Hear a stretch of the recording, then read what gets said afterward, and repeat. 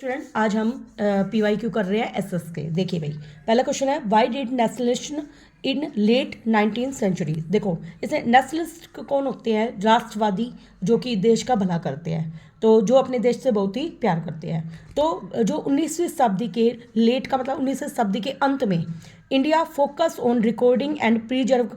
Record करना, preserve का मतलब होता है सुरक्षित करना। वो फोकलोर का मतलब होता है लोक साहित्य।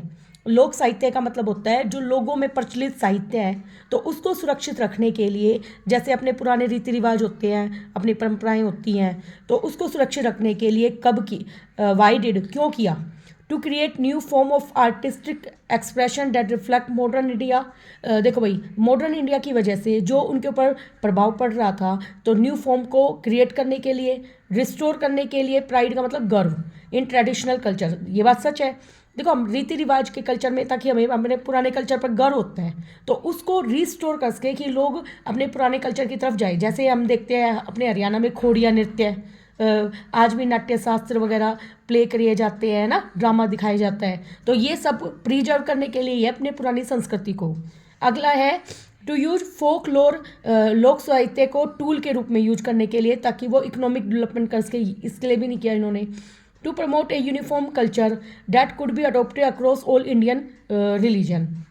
देखो भाई, यूनिफॉर्म कल्चर का मतलब सब में एक जैसा कल्चर हो, तो उसके लिए तो नहीं किया, क्योंकि अपना इंडिया तो क्या है, डाइवर्सिटी वाला जगह है जहाँ पे अलग अलग तरह के कल्चर होते हैं, तो यूनिफॉर्म कल्चर तो वैसे भी मेंटेन करने के लिए नहीं करेंगे वो। तो हमारा कौन सा ऑप्शन आएगा? बी। नेक्स्ट हमारा question, interpret the following pie chart diagram and choose the correct option for the following question. देखो, पाई चार्ट को हम स्टडी करते हैं। हमें देखा प्लेन, प्लेन का मतलब मैदान। मैदान हमारे यहाँ पर कितने हैं? 43%। पर्वत हमारे पास कितने हैं भाई? 30%। और प्लेक्यू का मतलब पठार, जो पर्वतों से क्या होते हैं, थोड़े से नीचे होते हैं, तो उनकी हाइट क्या होती है? कम। तो वो कितने हमारे पास? 27%। अब हमें क्वेश्चन के आंसर देने हैं। देखिए, पहला क्वेश्चन है what is the significance of 43% land under plain. देखो, मैदानों के अंदर जो लैंड लाई करती है वो कितनी है? 43%। इसका मतलब क्या है? देखो भाई, मैदानों में हम क्या करते हैं? एग्रीकल्चर, खेती बाड़ी और इंडस्ट्री स्थापित करते हैं। पहाड़ पे जाके इंडस्ट्री थोड़ी ना स्थापित करेंगे, वैसे पहाड़ी पर पहाड़ी नुमा खेती भी की जाती है। आगे, it provide facility for tourism. अब देखो, प्लेन वाले एरिया में टूरिज्म नहीं होता, वो कहाँ पर होता है? पहाड़ी एरिया में। आगे, to ensure period flow of some river, किसी रिवर को फ्लो करवाने के लिए ये भी नहीं है। It poses a rich reserves of mineral, fossil fuel and forest. देखो, प्लेन में होते हैं, फॉसिल फ्यूल्स भी पाए जाते हैं और मिनरल्स भी, लेकिन पहाड़ी इलाकों में ज़्यादा पाए जाते हैं, क्योंकि पहाड़ों पर मिनरल्स होते हैं ना, लावा ठंडा होता है, पहाड़ बन जाते हैं। इसलिए हमारा ऑप्शन क्या आएगा? ए। नेक्स्ट हमारा question, read the data given below and answer the following question. देखिए भाई, हमें क्या कर रखा है? स्टेट ए है, इन्फेंट मोर्टलिटी रेट पर 1000 लिव बर्थ। इन्फेंट का मतलब क्या होता है? बच्चे, नवजात शिशु। मोर्टेलिटी रेट पर 1000 लिव बर्थ रेट। 2018 के अंदर 1000 में से 30 मोर्टेलिटी रेट थी। और लिटरेसी रेट का मतलब क्या है यहाँ पे? साक्षरता। साक्षरता कितनी है भाई? 82। बी में 7 और इसमें 94। हमने क्या देखी? साक्षरता की रेट बढ़ी है ना। तो as per the data given below, why state B has a low infant mortality rate क्यों है? आगे, it has high per capita income, कि भाई पर कैपिटल इनकम उनकी ज़्यादा है, मतलब एक इंसान ज़्यादा कमा रहा है। अगला, it has better infrastructure than state A, इसका इंफ्रास्ट्रक्चर स्टेट ए से बढ़िया है, इसलिए यहाँ पर ज़्यादा लिटरेसी रेट हो रही है। अगला, इट हैज़ गुड टीचर और स्कूल होंगे तभी लिटरेसी रेट ज़्यादा है। अगला, it has health care and education for all. ये बिल्कुल ठीक है, क्योंकि क्यों ठीक है भाई? देखो, अगर हेल्थ केयर अच्छी है, लोगों की जब हेल्थ जब तक अच्छी नहीं होगी ना, तो वो एजुकेशन के बारे में सोचेंगे नहीं। पहला सुख तो निरोगी काया होता है, फिर उसके बाद बाकी सारी माया होता है। अब जब इंसान ही ठीक नहीं है, तो वो बाकी चीज़ों के बारे में क्यों सोचेगा? तो पहले तो हेल्थ बंदे की अच्छी है, ठीक है। दूसरा, हेल्थ अच्छी है तो वो अपने विकास करने के लिए सोचेगा, तो एजुकेशन देंगे ताकि वो पढ़ लिख के कुछ बन सके, ठीक है। इसलिए हम डी ऑप्शन के साथ जाएंगे। नेक्स्ट हमारा रिजर्व फॉरेस्ट, जो जंगल सुरक्षित होते हैं, और प्रोटेक्टिव फॉरेस्ट जिसको हम सुरक्षित करते हैं। आगे, अनक्लास फॉरेस्ट जिसकी कोई क्लास ही नहीं है, ना रिजर्व में ना प्रोटेक्टेड में। तो इसने बताना है कि किस में है। देखिए, इसको हमें याद रखना है। जो फर्स्ट है रिजर्व फॉरेस्ट अपने हरियाणा में है। कहाँ पर है भाई? हरियाणा में। और जो इसमें सेकंड का सी के साथ रिलेट, एक मिनट, फर्स्ट का किसके साथ रिलेट करके है? सी के साथ, सेकंड का बी के साथ। और याद रखना, प्रोटेक्ट जिसको सुरक्षित कर रहे हैं वो आंध्र प्रदेश में। याद रखने का तरीका, अंधे लोगों को प्रोटेक्ट करने की जरूरत है, ठीक है, तो आंध्र अंधा, ठीक है, याद रहेगा। अनक्लास्ड फॉरेस्ट, अनक्लास्ड फॉरेस्ट पाए जाते हैं नॉर्थ ईस्ट स्टेट में। ओके, अगला हमारा क्वेश्चन, कंजर्वेशन ऑफ फॉरेस्ट, जंगलों को सुरक्षित रखना एक की है, इंपॉर्टेंट है सर्वाइव होने के लिए, ह्यूमन मैनकाइंड, इंसानों की भलाई के लिए। Some of the practice undertaken in India in this direction is joint forest management में की गई है। आइडेंटिफाई द करेक्ट इन्फॉर्मेशन बतानी है जो कि ज्वाइंट फॉरेस्ट मैनेजमेंट से रिलेट है। पहला, it involve local community in the management and restoration of degraded forest, बिल्कुल बात सच है। देखो, लोकल लोगों को उस जंगल के बारे में ज़्यादा पता होता है, तो वहाँ पे जिन फॉरेस्ट में, जिन लकड़ियों में, या जिस चीज़ का डिग्रेडेड का मतलब जिसकी क्वालिटी ख़त्म हो रही है, बेकार हो रही है, उसको रिस्टोर करने की ज़रूरत है ना। तो लोकल कम्युनिटी को तो हम, लोकल जो समाज है वहाँ का, उसको तो हम शामिल करेंगे, तो फर्स्ट हमारा ठीक है। अगला, the program has been in formal existence since 1980। देखो भाई, 1980 से ये प्रोग्राम फॉर्मल में है, लेकिन हमें ये बताना है कि वो करेंगे क्या इसको करने के लिए। अगला, Jharkhand pass the first resolution for joint forest management, Jharkhand ने पास करा था, ये गलत है। अगला, the member of local village community are entitled to, देखो भाई, जो लोकल, जो वहाँ के गाँव के लोकल जो लोग हैं उस कम्युनिटी के, वो मेंबर होते हैं, ठीक है। तो to integrative benefit like non timber forest producer, देखो भाई, वो बेनिफिट का मतलब फ़ायदा उठाते हैं। नॉन टिम्बर, टिम्बर का मतलब होता है इमारती लकड़ी, और नॉन टिम्बर का मतलब जो इमारती लकड़ी नहीं है, तो वो उनको बेनिफिट पहुँचाते हैं, ठीक है। तो इसलिए हमारा फर्स्ट और फोर्थ ठीक है, जो किस में है भाई, हमारा सी में। ओके, नेक्स्ट हमारा, people of the Belgium have successfully dealt with their country power sharing problem, देखो भाई, बेल्जियम के लोगों ने अपने पावर शेयरिंग को अच्छे से कंट्रोल किया। And is leading a happy और पीसफुल लाइफ, वो जी रहे हैं। तो विच रूट टू फेडरेशन का मतलब यहाँ पे क्या है, प्रजातंत्र। प्रजातंत्र का उन्होंने कौन सा रूल अडोप्ट किया ताकि वहाँ पर उनके शांति और अच्छी लाइफ है। पहला है कमिंग टुगेदर, वे एक साथ आ गए, एकता में, मतलब यूनिटी आ गई। कमिंग टुगेदर का मतलब इनमें यूनिटी आ गई। अगला, कोऑपरेटिव फेडरेशन, कि उनका जो प्रजातंत्र था वो एक दूसरे को सहयोग करने वाला था। आगे, होल्डिंग टुगेदर, उन लोगों ने एक दूसरे को साथ रखा। कॉम्पिटिटिव फेडरेशन की कंपटीशन में था, ऐसा नहीं है। देखो, एकता में सबसे बड़ी ताकत है, तो इसमें क्या आंसर आएगा भाई, कमिंग टुगेदर। ओके, नेक्स्ट हमारा, मैच फर्स्ट और लिस्ट 1 और लिस्ट 2 दे रखी है, अब हमें करेक्ट ऑप्शन को मैच करना। देखो, एथनिक का मतलब, देखो यहाँ पे क्या देखा, इथनिक, मेजोरलाइजेशन, सिविल वॉर और यूनिटरी सिस्टम। इसमें क्या देखा, आइदर ओनली 1 और 2 लेवल गवर्नमेंट। अगला देखा, एक वोलेंट conflict opposing group with in a country, मतलब देश में जब दंगे फसाद वगैरह होते हैं। आगे, belief that the majority community, जो मेन समाज जिसकी मेजोरिटी ज़्यादा है, मतलब वो लोग जनसंख्या में ज़्यादा है, वो बिलीव करते हैं, विश्वास करते हैं, should be able to rule a country, कि उस लोगों को ज़्यादा रूल करना चाहिए। फॉर एग्जांपल, जैसे अपने हिंदुस्तान में, अपने भाई भारत के अंदर हिंदू लोग ज़्यादा हैं, तो ऐसा थोड़ा है कि हिंदू लोग ही राज्य करेंगे, सबको हमें देना पड़ेगा भाई इक्वल चांस। अगला है social division based on culture, कि कल्चर के बेस पे तुम समाज को बांट दो, ठीक है। तो अब हमारे इसके साथ ऑप्शन क्या आएंगे, देखो फर्स्ट का आएगा यहाँ पे डी, एथनिक का मतलब है एक सोशल डिवीजन, कल्चर के बेस से समाज को बांटना, हो गया। अगला सेकंड का आएगा हमारा सी, इसका मतलब है मेजोरिटी, मेजोरिज्म हो गया, तो मेजोरिटी लोग जो रूल करेंगे। सिविल वॉर, सिविल वॉर वाले में हमारा आएगा थर्ड वाला, कौन सा है हमारा, थर्ड का बी। तो इसमें क्या है, सिविल वॉर क्या है, एक वोलेंट कन्फ्लिक्ट। सिविल वॉर वही होता है कि देश में दंगे फसाद वगैरह, जैसे कोई भी ग्रुप दंगे फसाद कर दे। और लास्ट हमारा क्या बच गया, यूनिटरी सिस्टम। क्या होता है, यूनिटरी सिस्टम का में या तो 1 या 2 लेवल की गवर्नमेंट होती है। ओके, नेक्स्ट हमारा क्वेश्चन, मिस्टर एक्स है, हैज टेकन क्रेडिट का मतलब उधार लेना, उन्होंने कुछ कैंडल उधार ले ली ड्यूरिंग द फेस्टिवल सीजन के दौरान, ले ली। Choose the correct option that define the importance of credit from the given option. अब उन्होंने जो उधार ली है उसके लिए चूज करना है कि किस लिए उन्होंने उधार ली है। It plays a vital and positive role play करेगा in meeting his target and accelerating his income. देखो भाई, अब उसने कुछ उधार लिया है, तो कोई बिजनेस ही तो शुरू करना चाहता है होगा, वो बिजनेस शुरू करेगा और फिर अपने इनकम को बढ़ाएगा, ठीक है। आगे, the credit help him to meet the ongoing expenses of production.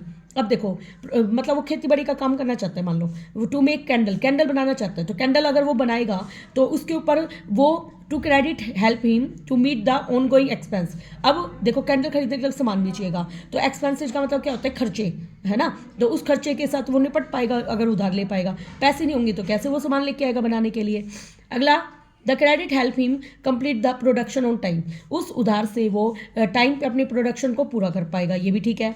It help him in exercising restraint and get into the habit of taking more credit, ये तो बिल्कुल गलत है कि भाई वो उधार लेगा और फिर और उधार लेने लग जाएगा, है ना, ये तो गलत है। इसलिए हमारे कौन से ऑप्शन आएंगे, फर्स्ट सेकंड थर्ड, जो कि सी में है। अगला question, the north eastern state of India like Nagaland and Mizoram Arunachal Pradesh, देखो भाई नॉर्थ ईस्ट में जो स्टेट रहते हैं वो 3 नाम दे रखे हैं। Enjoy special status in the constitution of India because, अब वहाँ पर है ना जो संविधान है वो बढ़िया ढंग से चल रहा है, तो उसका रीजन बताना है। The area has lush green forest, कि वहाँ पे हरे हरे खेत है, जंगल है। आगे literacy rate are very high, वहाँ पे लोग पढ़े हुए लिखे ज़्यादा है। अगला, due to their social and historical circumstances, वहाँ पे सामाजिक और जो उनकी हिस्ट्री है वो अच्छी रही है, उनके सर्कमस्टांसेज का मतलब होता है उनमें मतलब जो क्या नाम है एनवायरनमेंट है वो अच्छा है। At the people speak lot of different language, और वहाँ पे अलग अलग तरह के लैंग्वेज के लोग बोलते हैं। देखो भाई ग्रीन फॉरेस्ट तो बिल्कुल नहीं हो सकता कि भी कहीं हरे बड़े खेत है तो बढ़िया है वहाँ पे, गलत। लिटरेसी रेट हाई है, ठीक है, ये हो सकता है कि पढ़े लिखे लोग हो, लेकिन पढ़े लिखे लोग भी काफ़ी बार लड़ झगड़ सकते हैं धर्म के नाम पर, या और दंगे फसाद और भी कुछ चीज़ें हो सकती है। ये है कि देखो समाज में और हिस्टोरिकल उनकी सर्कमस्टांसेस अच्छी रही है। समाज जब अच्छा चलता है, अच्छी स्थिति होती है समाज की, चाहे वो अनपढ़ में हो या पढ़े लिखे में हो, तो फिर वो वहाँ पे कोई दंगे फसाद नहीं होते, है ना, तो अच्छा चलता है संविधान, तो इसलिए हम सी के साथ जाएंगे। नेक्स्ट हमारा देखो भाई नेपोलियन दिखा रखा है यहाँ पे पिक्चर में, वो एक पोस्टमैन के रूप में दिखा रखा है। देखो इसमें लेटर कितने सारे बिखर रहे हैं उसके, है ना। What do each letter falling from his bag represent, यहाँ पे लेटर किसको रिप्रेजेंट कर रहे हैं, देखो भाई terrorist loss by him, terrorist का मतलब क्या होता है, आतंकवादी जो उसने खो दी है, ठीक है, वो दिखा रहा है यहाँ पे। टेरिटरीज, सॉरी टेररिस्ट बोल गया मैंने यहाँ पे, टेरिटरीज, टेरिटरीज का मतलब होता है प्रांत, जो जो उसने प्रांत जीते हैं ना वो उससे खो गए, ठीक है, तब उसके लेटर लॉस्ट हो गए, वो दिखा रहा है। अगला, which of the following factor significantly contribute to the process of globalisation, globalisation का मतलब क्या है भाई, तुम ग्लोबल में पूरे मतलब दुनिया के अंदर क्या चीज़ कर रहे हो, सिग्निफिकेंट का मतलब क्या मेन रोल है उसका, select the correct option. Expansion of multinational corporation, expansion का मतलब बढ़ना, जो मल्टीनेशनल जो सोसाइटी है वो बढ़ रही है, corporation. Advancement in information and communication technology, कि इंफॉर्मेशन और कम्युनिकेशन जो टेक्नोलॉजी है वो एडवांस है। और अगला, nationalism and trade barrier, nationalism का मतलब राष्ट्रवाद, ट्रेड का मतलब व्यापार, व्यापार के ऊपर हमने बैरियर लगा दिया है, उनको रोक दिया है।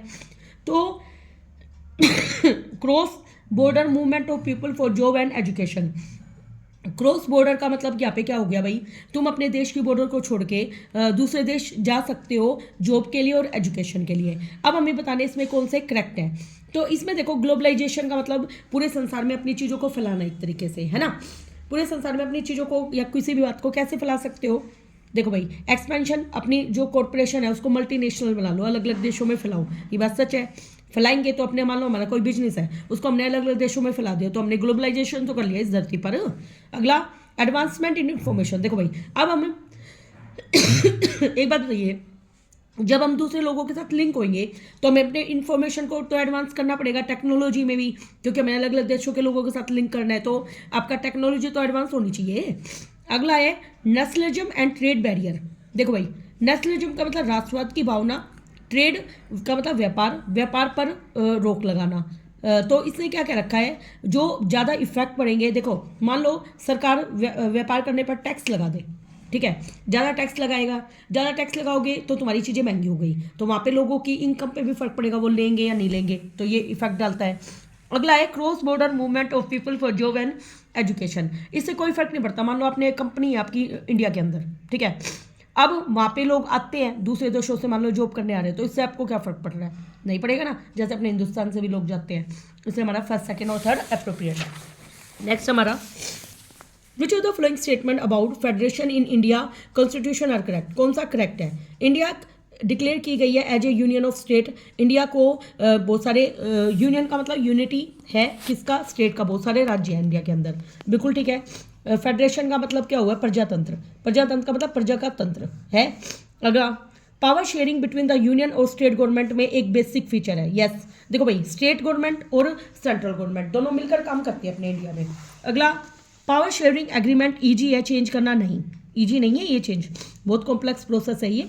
Changes in power sharing technique A 1/3 majority in both house of parliament, गलत है, पार्लियामेंट में 1/3 मेजोरिटी नहीं होती, ठीक है। तो इसमें आएगा फर्स्ट एंड सेकंड। अगला, arrange the following event in the correct chronicle order leading to the civil disobedience movement. Civil disobedience का मतलब सविनय अवज्ञा आंदोलन। कौन सा आंदोलन था ये? सविनय अवज्ञा आंदोलन, जिसमें गांधी जी ने क्या किया था कि भाई हमें उनकी किसी बात का आज्ञा का पालन नहीं करना, ये बात मानी थी, ठीक है। तो उसने बॉयकट कर दिया था साइमन कमीशन का, साइमन कमीशन का बॉयकट किया था जब हुआ था। देखो साइमन कमीशन आया था अपने इंडिया के अंदर, उसमें क्या किया था, किसी को शक के आधार पर पकड़ा जा सकता था, तो उसका बहिष्कार करने के लिए तो गांधी जी ने आंदोलन चलाया था, बिल्कुल ठीक है। पूर्ण स्वराज रिजोल्यूशन पास, इस आंदोलन के बाद पूर्ण स्वराज रिजोल्यूशन पास हुआ था। उसमें क्या किया गया था कि हमें अपने देश को स्वतंत्रता चाहिए, भाई स्वतंत्रता कर दो, हमें आज़ाद कर दो। अगला, letter with 11 demand sent to the विक्ट्री इरविन, लेटर भेजा गया, 11 डिमांड भेजी गई, ये भी बिल्कुल ठीक है, विक्ट्री इरविन को भेजी गई थी। और साल्ट मार्च, साल्ट कानून बना था, दांडी मार्च की यात्रा हुई थी, और ये यात्रा आज भी निकाली जाती है उस दिन, सेम डे। नेक्स्ट हमारा क्वेश्चन देखो भाई, इंडियन इकोनॉमी में द 3 सेक्टर प्राइमरी, सेकेंडरी और टर्सरी, ये इंटरडिपेंडेंट होते हैं, एक दूसरे के ऊपर क्या करते हैं, डिपेंड करते हैं। प्राइमरी सेक्टर कौन से होते हैं भाई? प्राइमरी सेक्टर खेती बाड़ी, जो भी रॉ मटेरियल्स वाले काम होते हैं ना, जैसे भाई कच्ची चीज़ें लाई अपन ने, ठीक है। जैसे मान लो अपन कर रहे हैं कॉटन का बिजनेस लगा रहे हैं जिसमें हम कपड़े बनाएंगे, तो हमारे लिए कच्चा माल क्या है? कॉटन, तो वो प्राइमरी हो गया। सेकेंडरी में क्या हो गया कि भाई उसका उत्पाद बना दिया हमने, शर्ट बना दी और मार्केट में बेच दिया, तो वो सेकेंडरी में आ गया, जिसमें हम किसी चीज़ को प्रोड्यूस करते हैं, बनाते हैं, ठीक है, कच्चे माल की हेल्प से बनाते हैं। टर्सरी में कौन से आ गए भाई? सेवा करने वाले हो गए, सेवा वाले। तो इस तरीके से हम देखते हैं वो इंटरडिपेंडेंट है, एक दूसरे के ऊपर डिपेंड करते हैं। However the share of employment in the primary sector remain high. देखो भाई अब इसने क्या कर रखा है, जो एम्प्लॉयमेंट है, जो काम वाम है, एम्प्लॉयमेंट जो भी भाई रोजगार देंगे प्राइमरी सेक्टर में हाई होता है। मोस्ट अप्रोप्रिएट एक्सप्लेनेशन बताना है कि क्यों होता है ऐसा। आगे, government policy preferentially treat the primary sector, कि वो प्राइमरी सेक्टर को, गवर्नमेंट केवल प्राइमरी सेक्टर के लिए काम करता है नहीं, गवर्नमेंट तो कई बार पॉलिसी लगाती है, टर्सरी के लिए भी लगाती है, सेकेंडरी के लिए भी लगाती है। जैसे पेंशन है, पेंशन देती है ना भाई, टीचर्स को भी देती है, और जॉब में भी मिलती है, छुट्टियाँ भी मिलती हैं, तो ये गलत है। आगे, Indian economy is largely aggregated and majority of population is dependent on agriculture. देखो भाई ये बात सच है, हमारे इंडिया में है ना मैक्सिमम लोग 70% तक लोग खेती बाड़ी पर डिपेंड करते हैं, किसान है अपने यहाँ पे ज़्यादा, ठीक है, तो इसलिए। आगे, inadequate service sector job force people to contribute working in primary sector. इसे क्या कर रखा है? इन एडिक्वेट का मतलब अपर्याप्त मात्रा में जॉब सेक्टर है। देखो भाई इसके बाद तो है ही जॉब सेक्टर, जैसे मान लो कोई किसान है, ठीक है, वो खेती बाड़ी करके मान लो 2 लाख रुपए कमा रहा है, अब वो मान लो पढ़ लिख गया, जॉब कर रहा है, और वहाँ पे जाके वो 50,000 कमा रहा है, तो वो क्या करेगा भाई? अपने प्राइमरी को ही तो ज़्यादा वो देगा कि भाई मैं तो उस जगह पे चले जाऊँ। तो वो लोग क्या करते हैं, मतलब किसान होने जरूरी है, मतलब प्राइमरी सेक्टर में हमें इनकम भी ज़्यादा मिलती है, अपना खुद का काम होता है। अगला, primary sector provide raw material for the secondary and tertiary sector, ये बिल्कुल ठीक है, लेकिन एक मिनट, टर्सरी सेक्टर में तो नहीं देते, वो सेकेंडरी सेक्टर के लिए देते हैं। टर्सरी में तो वो बताए थे ना मैंने, जो सेवा वगैरह करते हैं, तो उसको लिए कच्चा माल उनको थोड़ी ना चाहिए होता है, उनको तो बने बनाए प्रोडक्ट मिलते हैं सेकेंडरी से, ठीक है, इसलिए हमारा ये 4th गलत है। तो इसमें ऑप्शन क्या आएगा? 2nd और 3rd। नेक्स्ट हमारा, consider the statement given below and choose the correct answer. देखो भाई 1870 के अंदर caricature and the cartoons were being publish in Indian journal में, हम देखते हैं ना जैसे ये कार्टून वगैरह बनाते हैं, जैसे मोदी का बना दिया, और भी नेता वगैरह के कार्टून बनते हैं, अखबारों में भी छपते हैं, न्यूज़पेपर में, है ना, सोशल में, और पॉलिटिकल इशू पे भी कार्टून बनते हैं, शो भी आते हैं इनके। सम कारी कल्चर प्रेज द एजुकेशन। देखिए भाई अगला स्टेटमेंट सेकंड क्या है? Some caricatures praise the educated Indians fascinating with western taste. कुछ कार्टी कैचर्स ने तारीफ करी एजुकेटेड इंडियन की विद वेस्टर्न टेस्ट, की भाई आपका वेस्टर्न टेस्ट अच्छा है एंड क्लोथ अच्छे हैं। While others were looking forward to social change, और कुछ चाह रहे थे कि वो लुकिंग फॉरवर्ड का मतलब राह देखना कि समाज में कुछ चेंज आए। तो अब हमें बताने कौन सी स्टेटमेंट ठीक है। तो ऐसा तो नहीं है भाई समाज में चेंज करने के लिए कर रहे थे, तो स्टेटमेंट फर्स्ट तो करेक्ट है और सेकंड कैसी है? इनकरेक्ट। ठीक है। आगे फ्रिक्वेंट स्टोरी, बहुत सारी स्टोरी आती रहती है। डैश रिमाइंड अस, जो कि हमें याद दिलाती है that no system is entirely without shortcoming, कि कोई भी सिस्टम शॉर्ट कमिंग का मतलब जल्दी से होने वाला नहीं होता। इवन डेमोक्रेटिक, यहाँ तक कि प्रजातंत्र भी। Identify the issue being referred to from the option given. देखो भाई, फ्रिक्वेंट स्टोरी, बहुत सारी स्टोरी आ रही है, वो हमें करप्शन की बातें बताती है विदाउट शॉर्ट कमिंग। तो देखो करप्शन क्या होता है, भ्रष्टाचार। भ्रष्टाचार हमें क्या दिलाता है कि कोई भी सिस्टम कभी भी शॉर्ट कमिंग नहीं होता। इसका मतलब क्या, कहने का मतलब है जैसे हम गलत काम करके पैसे कमा ले मान लो, तो वो गलत काम करने के जो पैसे हैं वो गलत काम में ही जाते हैं, कभी भी वो हमारा पैसा सेव नहीं हो सकता, ठीक है। और हमेशा लॉन्ग कट ही होता है किसी भी चीज़ को सक्सेस प्राप्त करने के लिए।